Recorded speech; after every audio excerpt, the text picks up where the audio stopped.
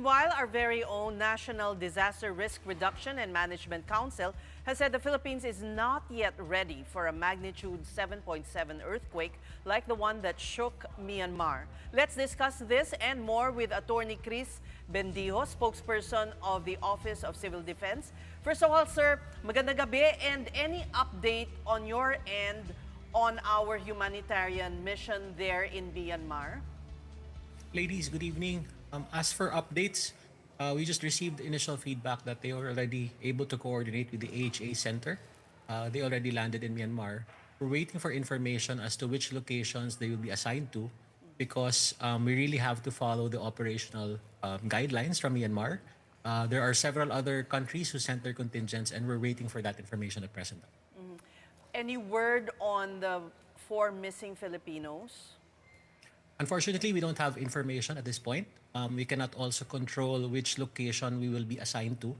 This is basically part of the One ASEAN, One Response agreement that when any ASEAN country would experience such a disaster, the other neighboring countries would be sending their contingent teams. But in terms of operational control, it is retained by the state that calls for that assistance. Attorney Bendijo, now let's go back here at home. Well, there's much anxiety about the pronouncement that we're not yet quite prepared for a magnitude 7.7 quake. What are the factors that indicate we're not prepared yet? Actually, Ma'am says we'd like to thank you for this opportunity as well. No, we have to clarify that answer. When we are asked about preparedness, we have to consider aspects of preparedness. Now, when we say response readiness, we can arguably say that we are prepared for that. We've conducted our nationwide simultaneous earthquake drills. Our interagency coordination has been stronger than ever. We've invested in technology, the ones that we've sent also in Myanmar, life detecting systems, our chlorinators, our devices, our lifting bags. So in terms of preparedness, as to that aspect of response readiness, we have achieved already a certain level of preparedness. Okay. But when we talk about pre-disaster preparedness, this is something that the USEC of CDA, si Ariel Nepomuceno, has emphasized in the past few days. No, for the very basic things, for example, your compliance with your building code.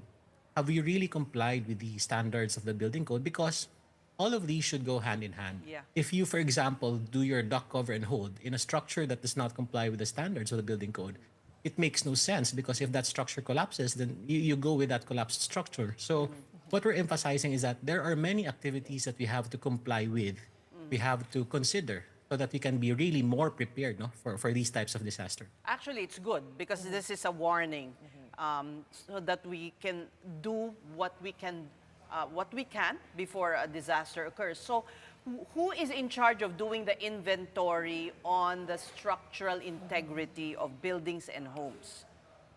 In terms of certifying the compliance with the building code, this is an obligation of the local building official, and that is within the responsibility of the local government units.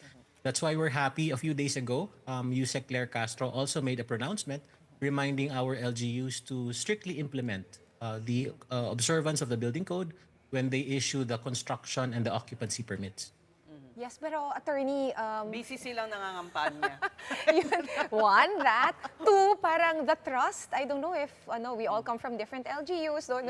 If you ask us, meron ba kaming ganitong tiwala sa LGU namin? Meron din bang national agency who's tasked to oversee these LGUs, whether or not they're really... Tiga-kumpas. Kumbaga.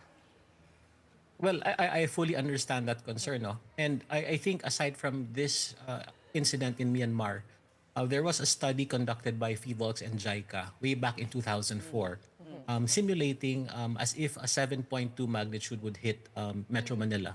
And there, in that study, you will see that approximately more than 1 million structures would be critically damaged.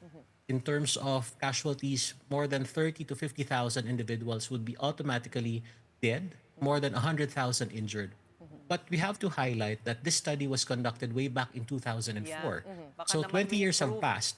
So perhaps these numbers would have increased now. But what we're saying is that at this point in time, we still have this opportunity to catch up. If you go to Japan, their hospitals have all been retrofitted, 100% retrofitted.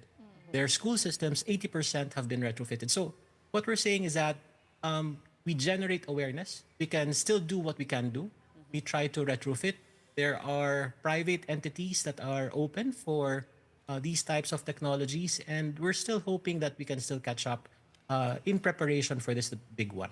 Okay, Attorney, I'm going to mention that video that went viral, that under construction building in Bangkok that collapsed. It's actually a government building, and they found early, I think, evidence to show that they use substandard steel rebars for that. So understandably, this has, led us to question also about the integrity of our public structures. Like you mentioned, 50 kids died in one school in Myanmar, and we know in early 2023 there was a Senate hearing, and it was mentioned almost 6,000 public buildings are due to undergo some retrofittings. Does that number still hold true? We just saw a retrofitted bridge collapse. That's right. Wala pang earthquake yan. Again, we echo the same sentiments. We raise the same concerns, because definitely all our preparedness insofar as response, insofar as our activities are concerned after the disaster or during the disaster, should really be complemented by these structures. That's why we have been really, creating this awareness for this importance of monitoring, inspecting our structures. And again, perhaps we can explore some other, like for example, JICA, to conduct another study relative to this.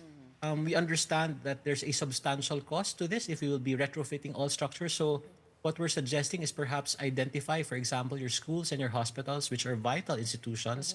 Perhaps you can prioritize this when we talk about retrofitting. And Attorney, a lot of the focus is actually in Metro Manila because of the West Valley fault. But there are other 6 active trenches around the country. Just how ready are other regions such as Abra, Bicol, and Davao, or Bohol rather? Again, we don't want to create too much fear, no.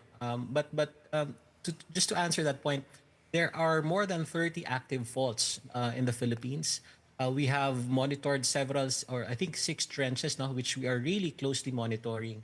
The big one we are referring to the West Valley fault, but that is just projected to generate a 7.2 magnitude earthquake. If you go to your Manila Trench, we're really concerned about that also, because the projected earthquake there is 8.2. As to readiness, like what I've said, the government is ready. Our teams, our response teams are ready. Our coordination from the national to the local to the barangay level, we have disaster risk reduction management offices in all these 3 levels.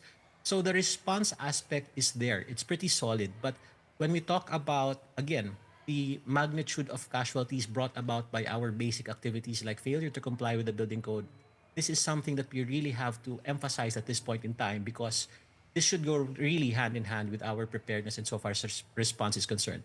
And when it comes Just if I may just add, Okay. we can go even to that detail, no.